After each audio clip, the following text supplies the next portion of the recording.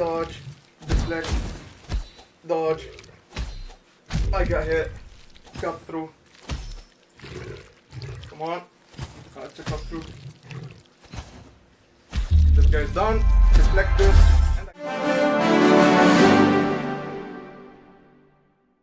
Now the best part about my project isn't the basic combat, nor the different types of enemies you will encounter, but it's the blade arts. A blade art is like a signature move that deals tons of damage, and can be performed when you have the right amount of mana. Swords in my game have up to 4 blade art slots, which means that at some point you'll be walking around with 4 different signatures to perform in combat. Now the interesting part is that making the choice of which art to perform is motion based, which means that you need to get in pose to activate the right signature. This weapon right now has only one art. By doing the motion, then holding the trigger on the controller, you can activate it. You see it's activating, it's charging. When you release, the activation process stops. And you can see it requires 10 points of mana, which is mined. I'm still not sure about the terminology in the game. I'm still working on it. So I'll damage this guy a bit. Then I'll go back. I'll charge it. Then once I'm ready, I stand the ground. The thing I would like to show you is the capital. What is the capital, you might ask? It's a city that resides in the center of the playable area, and it works as a shelter for the villagers and the newcomers to the world of Sword Islands. There you can buy or sell items from the merchants, upgrade your equipments by the blacksmith, or teleport to a new island using the center teleporter in the city. Building the capital was a decent challenge because it was the first time that I put this many houses in one small playable area. The problem is that VR optimization sucks, even when you're making a PC VR game. It came to a point where I couldn't add another tree or the game will be unplayable, and VR by default requires a high frame rate, or you will run a higher risk of motion sickness. Let's start with the first thing I want to showcase, which is the dynamic posing of the hand. If I grab, for example, from the ledge, you can see that the hand automatically poses to the ledge. I didn't animate this myself, it's just the hand taking the pose needed. So if I grab it from here, you can see it's flat. If I grab it from the point, you can see it's kind of closing on the point. So each time you will have a dynamic pose depending on the shape you're grabbing, which is pretty handy because this way I don't have to animate every single hand. You can do basically the same, but you climb from an object to another and you just push yourself up like this. You can grab from the ledge, as I said, with the dynamic poses, and you grab to the ledge, and when you grab to the ledge, just push yourself a bit upward like that on the surface, and you'll just... Why are we still here? Now take all the knowledge from there and apply it to the tower, and you'll be able to basically climb it. I want to say that in the game there will be multiple towers, and each one of them has a different difficulty. So the layout will look almost the same. However, the tower itself, climbing it, and the path you take to climb it will differ, and it will get slightly harder each time. You can see that the tower has a giant wooden door, and you can see that there's a lever inside. You need to kind of open the door from the inside. I'm just gonna climb to the first floor. So grab this chain over here. You see this is a continuous climbable object, the ones I was talking about over there. I can climb to the ring. Next chain, wooden plate, grab the ledge of it, take this, 1, 2, go like that,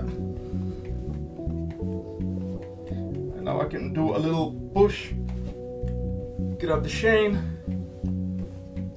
and stand up. And here you go, you made your way to the first floor of the tower.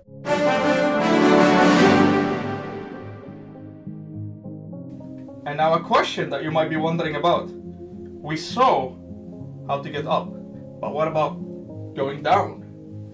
And trust me, going down in this game is gonna be as important as going up.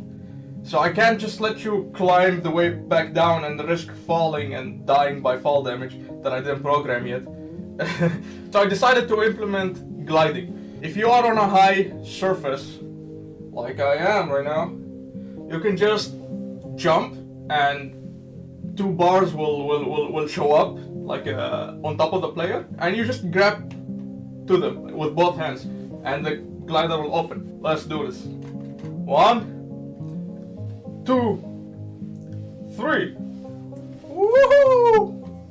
Yes, baby, we're gliding. So you can see we have a stamina bar, we're gliding, we're gonna reach the other obstacle, and if I was lucky, I grabbed it. We glided all the way from there, back here. You can see over here we got a lake. That's where we obviously gonna do the fishing. I filled the lake with hologramic fishes. They kind of give this like cool vibe, and you know that there's something in the water, it's not entirely empty. Now before I talk about the fishing itself, let's talk about the water. So I can jump into the water as the player, and you can see it kind of reacts to me entering the water. It also reacts to your hands, and obviously you can also throw water like this. That's for the anime beach episode that's gonna be happening here. Also, if you try to stick your head into the water, you'll get this you'll get this like depth of field effect where you know you're kind of under the water. Please help me. This is still questionable. I'm still not sure if I want the player to be able to go under the water or just respawn him.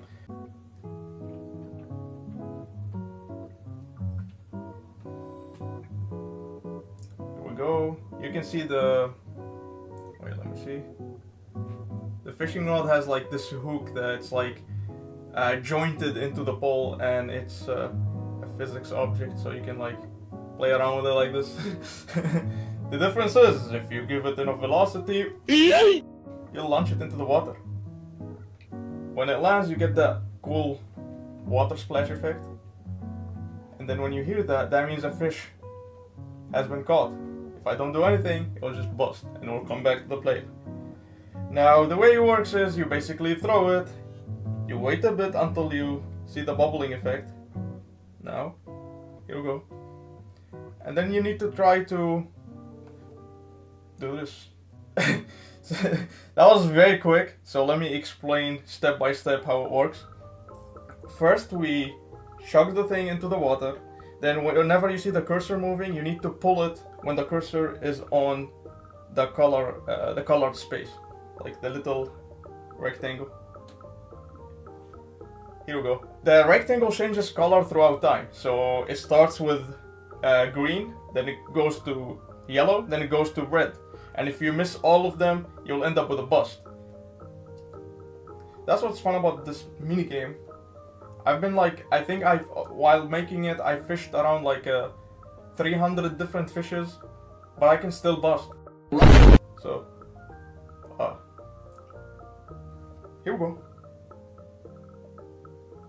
And when you actually capture a fish, you'll get this cool panel that move smoothly with your fishing rod. You actually can't throw the fish back again into, you can't throw the hook back again into the water. And you can see like the rarity of the fish. You can see that it's a cookable ingredient, and a little description that I copied from Wikipedia for now, but it's a placeholder. You can also get rid of the fish, or store it in your inventory. Let me just throw it. Look how cool the effect is. Cool. Very cool. Here we go. Now if I store it, you'll see it got stored into the inventory.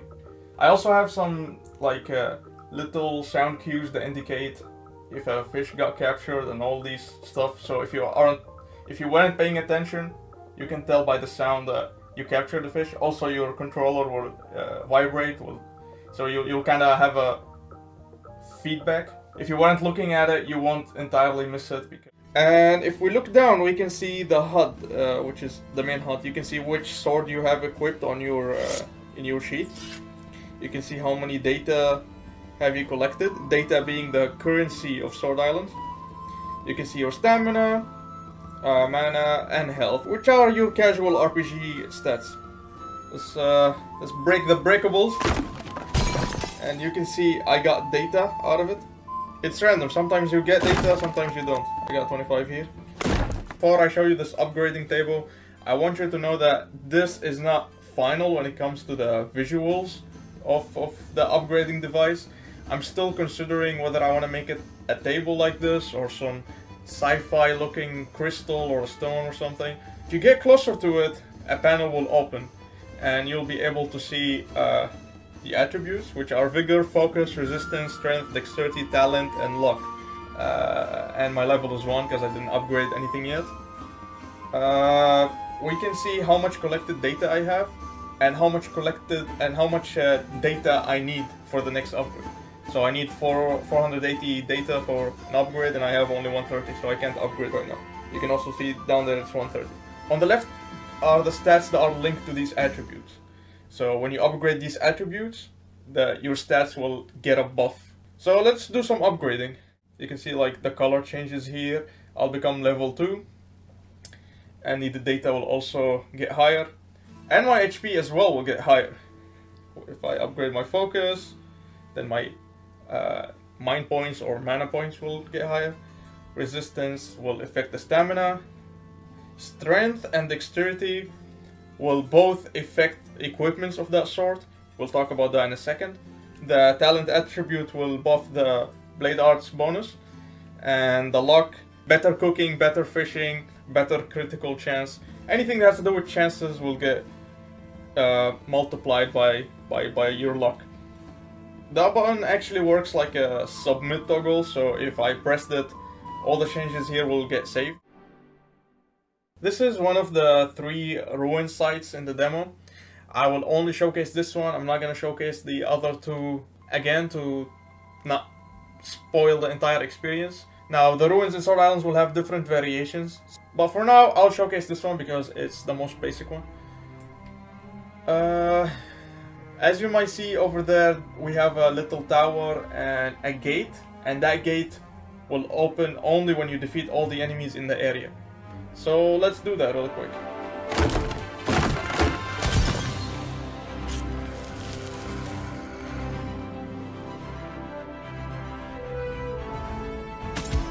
This is one of the new mobs I've been working on. He's a bit tough, but I know how to parry him, so it's not really that hard.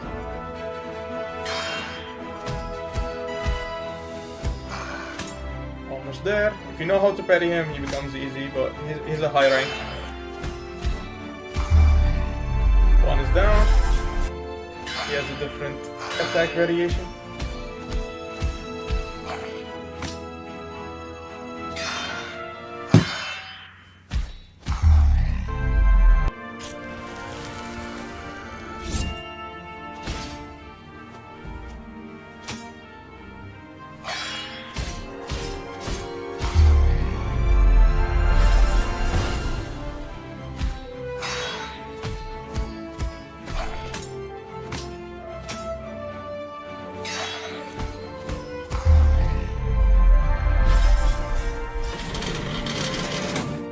As you see, I defeated all of them, so the gate is now open. I can just go inside and open the chest.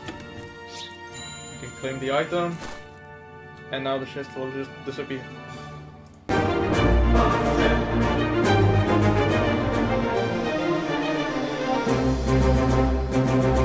Mobs could be identified through the special icon on their HUD. Other aggressive mobs will have their rank displayed, while passive mobs will have this icon instead. Most of them will run away when you attack them, but others might have different self-defense styles like hiding or jumping or disappearing. You get the idea. Now we came to the cruel part. And trust me, as much as I want these sheep eating grass peacefully, this is a video about cooking, so you know where this is going.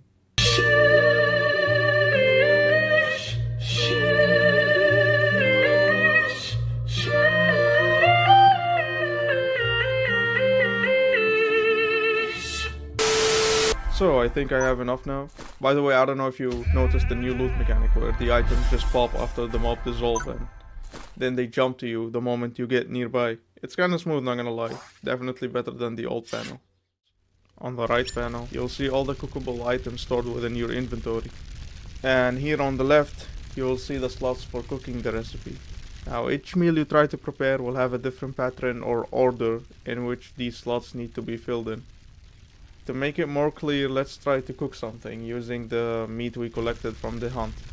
I'm thinking maybe grilled meat with cheesy cream on top. Let's go wild with them calories.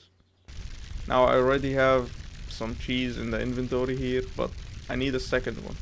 To make cheese, you can simply mix 4 bottles of milk. Hit cook. Watch the cool particles. Then grab the cheese.